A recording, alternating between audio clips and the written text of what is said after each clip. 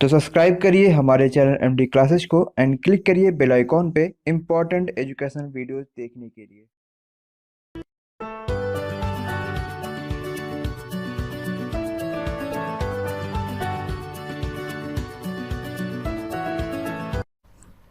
नमस्कार दोस्तों, स्वागत है आप सभी का हमारे YouTube चैनल में। देखिए, आज हम लोग बात करने वाले काफ़ी इंपॉर्टेंट चैप्टर जो रेलवे एग्जाम के लिए इंपॉर्टेंट है ही। साथ ही रेलवे के जो और भी परीक्षाएं हैं, जैसे कि रेलवे का ग्रुप डी हो गया, आरपीएफ एसआई का पेपर हो गया, उन सभी एग्जाम के लिए भी काफ़ी ज़्यादा इंपॉर्टेंट है। इसमें हम लोग बात करेंगे क्षेत्रमिति के बारे में। तो चलिए स्टार्ट करते हैं मेंस्ट्रुएशन के चैप्टर्स में। लगभग जितने भी क्वेश्चन बनते हैं मेंस्ट्रुएशन में, सभी टाइप से क्वेश्चन हम लोग सॉल्व करेंगे। फार्मूला हम लोग सारे के सारे फार्मूलों को देखेंगे और उस फार्मूला के बेसिस पर जितने क्वेश्चन बनते हैं सभी क्वेश्चन को हम लोग सॉल्व करेंगे। इससे पहले अभी तक आपने चैनल को सब्सक्राइब नहीं किया तो सब्सक्राइब जरूर करिए। अगर नया है तो सब्सक्राइब करने के बाद बेल आइकन पर क्लिक करिए, जिससे आपको नोटिफिकेशन मिलते रहे हम लोग जो भी नई वीडियोज लेके आएंगे। तो चलिए स्टार्ट करते हैं क्या क्या कंटेंट मैंने डाले अपने इस वीडियो में जो आपके लिए काफ़ी ज़्यादा इंपॉर्टेंट है। सबसे पहले शुरुआत करते हैं बेसिक से शुरुआत करेंगे और सारे के सारे जो मेंस्ट्रुएशन 2D के जितने भी क्वेश्चन बन सकते हैं सभी के सभी को हम लोग डिस्कस करेंगे। सबसे पहला आता आयत। मैं आपको धीरे धीरे सबके सारी चीज़ें बताते चलूँगा और सभी चीज़ों को आपको ध्यान में रखना है और ध्यान में रखते हुए उन चीज़ों को नोट भी करना, या फिर हर एक आप स्लाइड का क्या करिए स्क्रीनशॉट ले लीजिए। अब आयत में क्या होता है कि आमने सामने की भुजाएं बराबर होती हैं। अगर ये x है तो ये भी x होगा और ये y है तो ये भी y होगा। ये जो एंगल बनता है दो रेखाओं के बीच का आयत में, तो वो बनता है 90 डिग्री का। जो क्षेत्रफल होता है आयत का वो होता है लंबाई गुणे चौड़ाई, यानी x इंटू वाई। ये क्या होता है? आयत का क्षेत्रफल होता है। परिमाप, किसी भी फिगर का अगर आपसे परिमाप कहता है तो उसका मतलब होता है कि सभी साइडों को आप जोड़ दीजिए तो वही परिमाप आ जाता है। ठीक है, किसी भी फिगर का, दुनिया का कोई भी फिगर हो, कोई भी आकृति हो, तो परिमाप अगर उसने बोला इसका मतलब बोलना कि आप सभी साइडों को जोड़ दीजिए।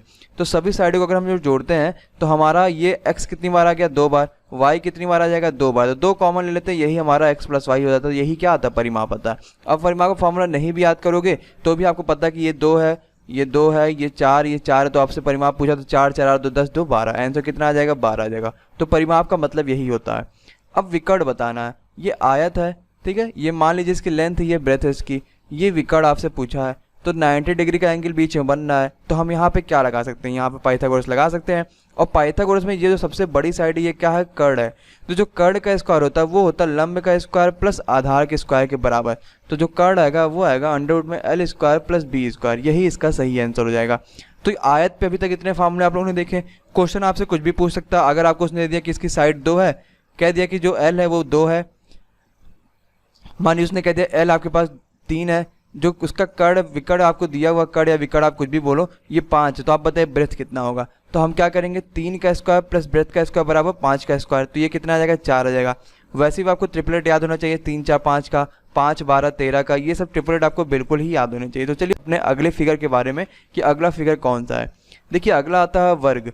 वर्ग में क्या होता है? सभी साइडें आपकी बराबर होती हैं। अगर ये a है तो सभी साइडें क्या होंगी? a होंगी। और यहाँ पे भी जो एंगल होता है वो 90 डिग्री बनता है। अब सभी साइडें बराबर हैं तो इसका जो क्षेत्रफल होता है वो होता है भुजा स्क्वायर, मतलब कि जो भुजा a दिया हो उसका आप स्क्वायर कर दो। परिमाप क्या होता है? सभी साइडों का सम। तो a कितने बार लिखा है? 4 बार, तो 4a हो गया, वही 4a हो जाता है परिमाप। विकर्ण आपसे पूछा ये, तो विकर्ण क्या होगा? इसका स्क्वायर प्लस इसका स्क्वायर। तो अंडरवुड में a square plus a square आप लिखोगे बराबर अंडरवुड में क्या आएगा? 2a square. तो a स्क्वायर तो बाहर आ जाएगा क्योंकि रूट से बाहर हो सकता है वो, तो a रूट 2 क्या हो गया? इसका विकर्ण हो गया। तो यहाँ से भी क्वेश्चन सॉल्व हो गए। अब इस पे जैसे क्वेश्चन दे सकता है कि कोई आयत, कोई वर्ग है जिसकी साइड है 2 सेंटीमीटर, आप बताइए उसका विकर्ण कितना आएगा? तो आपको करना क्या है? विकर्ण क्या होता है? √2 इंटू a, तो √2 इंटू 2 यानी 2√2 क्या हो गया? उसका विकर्ण हो गया। सीधे फॉर्मूले पे आप इस क्वेश्चन को रख सकते हैं। अगले फिगर की बात करते हैं त्रिभुज में। अगर त्रिभुज मानिए विषम बाहु दिया हुआ है, इसका मतलब सभी साइडें उसकी क्या है? अलग अलग है। ये a, ये b, ये c। तो हमको अगर क्षेत्रफल बताना पड़ेगा तो उसके लिए हमको एक फॉर्मूला यूज करना पड़ता है जिसको हम लोग बोलते हैं हीरोन फार्मूला। ये फॉर्मूला होता क्या है? फॉर्मूला होता है अंडरवुड में s minus a, s minus b और s माइनस c। ये a b c क्या है? आपकी साइडें हैं a b c। ये कुछ भी दे सकती हैं, 3 4 5 नहीं, और भी कुछ दे सकती हैं, 1 2 3 4 5 6 कुछ भी दे सकती हैं। लेकिन ये s क्या है? तो s को हम लोग बोलते हैं सेमी पेरीमीटर, यानी कि अर्ध परिमाप।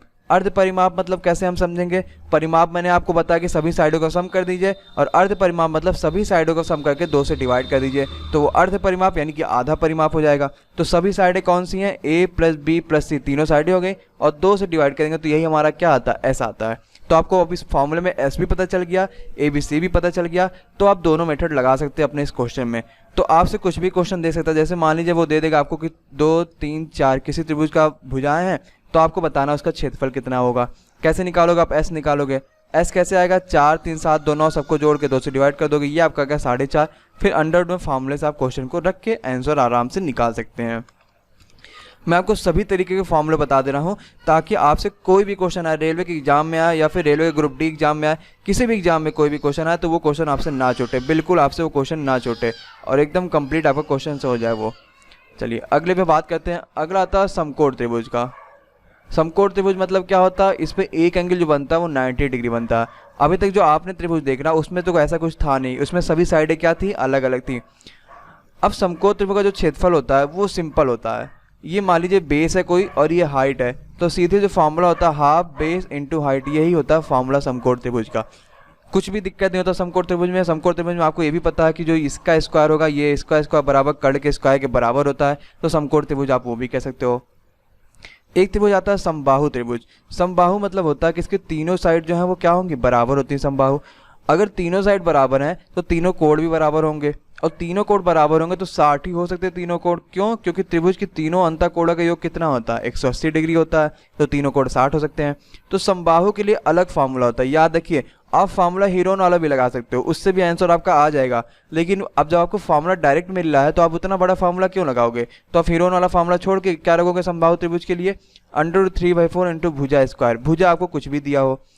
अब क्वेश्चन जो इंपॉर्टेंट बनता है ये बनता है, जो रेलवे के पेपर में आता है, जो एसएससी के पेपर में भी आता है, कि मान लीजिए कोई समबाहु त्रिभुज आपके पास दिया हुआ है, इसमें साइड आपको दिया है और कहा ये अंतःवृत्त की जो त्रिज्या समबाहु त्रिभुज के अंदर बन रही है, ये साइड आपसे कह दिया कि 5 है समबाहु त्रिभुज का, और अंतःवृत्त की जो त्रिज्या अंतःवृत्त बनना है जो इसकी त्रिज्या आपको निकालनी आर कितना होगा। तो अगर समबाहु त्रिभुज है तो अंतःवृत्त की जो त्रिज्या होती है वो होती है a/2√3। बाकी आपको कुछ और करना नहीं है, खाली ये फॉर्मूला याद रखिए कि a/2√3। तो क्या होगा? एक ही जगह हम क्या रख देंगे? 5/2√3 हो गया आपका अंतःवृत्त। लेकिन अगर आपसे क्वेश्चन में कभी कभी कह देगा कि भाई हमने आपको समबाहु त्रिभुज का 5 साइड दिया था, लेकिन अब आप अंतःवृत्त हमको ना बताइए, हमको बताइए बाह्यवृत्त जो मैंने बनाया हुआ है इसकी त्रिज्या कितनी होगी। तो कुछ नहीं करना है, ये आपको डबल दिख रहा है ना, इस वाले से क्या दिख रहा है? डबल दिख रहा है। तो इसमें हम 2 का क्या कर देंगे? गुणा कर देंगे, तो 2 से 2 कट जाएगा, आंसर क्या है? खाली 5/√3। तो वही बन जाता है क्या? a/√3।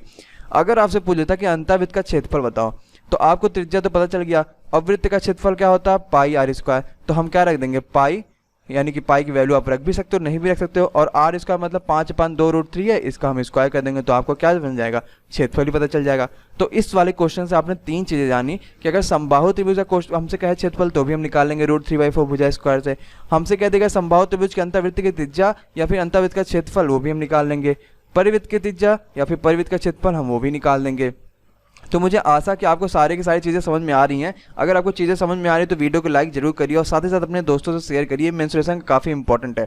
इसके बाद मैं जो पार्ट अपलोड करूंगा उसमें आपको इसी फार्मूले से क्वेश्चन लगाने का तरीका बताऊंगा। तो पहले तो आप सारे फार्मूलों को देख लीजिए, सारे स्लाइडों को स्क्रीनशॉट ले लीजिए और भी समझ लीजिए कि मैं आपको जो भी चीज़ें बता रहा हूँ सभी काफ़ी इंपॉर्टेंट है।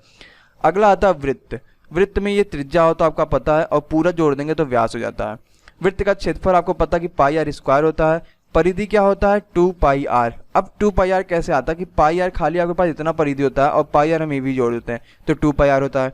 आपको पता है वृत्त का जो व्यास होता है वो त्रिज्या का दुगना होता है। ठीक है, व्यास क्या होता है? त्रिज्या का दुगना होता है। तो आपको ये चीज़ें याद होनी चाहिए। वृत्त और गोला में अंतर होता है, याद रखिएगा, क्योंकि गोला क्या होता है? 3D फिगर है। ठीक है, गोले का खुद का क्या होता है? आयतन होता है। जिसका भी आप आयतन निकाल पाओ वो क्या होता है? 3D फिगर होता है। याद रखिएगा 3D और 2D में अंतर हम कैसे बताएंगे कि 2D वाले में क्या होता है? सिर्फ हम उसका क्षेत्रफल निकाल सकते हैं, लेकिन अगर हम उसका आयतन निकाल देंगे तो वो फिगर 3D हो जाता है। आपको इस चीज़ का ख्याल रखना है। तो वृत्त में आपने 3 चीज़ें समझी कि क्षेत्रफल क्या होता है? πr² और ये परिमाप क्या होता है? 2πr होता है। चलिए अर्धवृत्त की बात कर लेते हैं।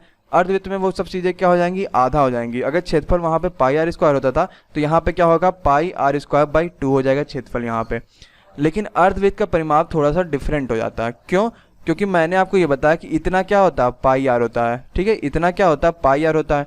तो ये परिमाप तो मैंने πr निकाल लिया, लेकिन जब हम काट देंगे अर्धवृत्त को तो ये नीचे वाली चीज़ें भी तो बच रह जाएंगी। और नीचे वाला कैसे निकालेंगे? क्योंकि आपको पता है यहाँ से यहाँ तक क्या होता है? खाली r होता है। ये क्या होता है? r। तो ये r कितना हो जाएगा? 2r। तो उसी πr में हम 2r और जोड़ते हैं तो अर्धवृत्त का परिमाप आता है। क्योंकि सिर्फ जो गोल पूरा वृत्त बना था तो बाहर की चीज़ें हमको दिखाई दे रही थी, अंदर की चीज़ें तो दिखाई दे नहीं रही थी, तो हमने πr और πr 2πr जोड़ दिया।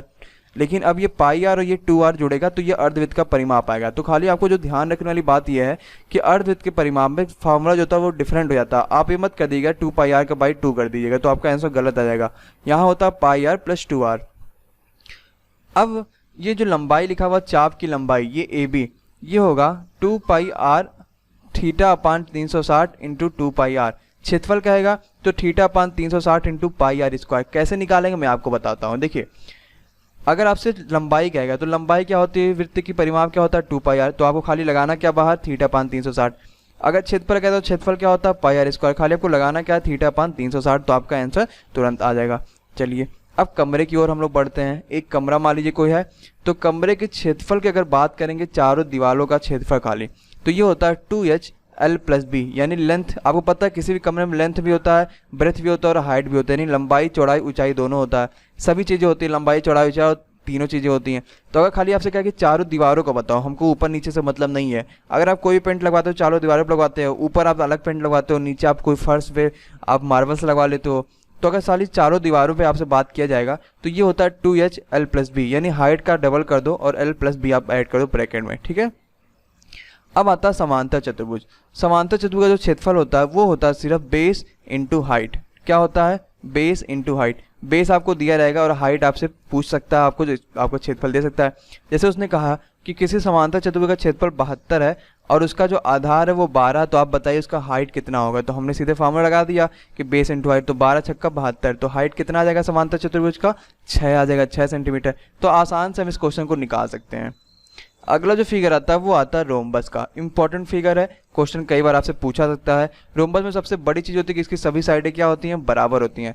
तो रोम्बस इक्वल होता है किसके, वर्ग के इक्वल होता है। अलग क्या होता है रोम्बस और वर्ग में कि यहाँ पे रोम्बस में 90 नहीं बनता, जबकि वर्ग में यहाँ पे क्या बनना था 90 बनना था। और रोम्बस का जो क्षेत्रफल होता है हाफ d1 इंटू dt, ये होता है रोम्बस का क्षेत्रफल। यानी ये पहला विकर्ण है, ये दूसरा विकर्ण है।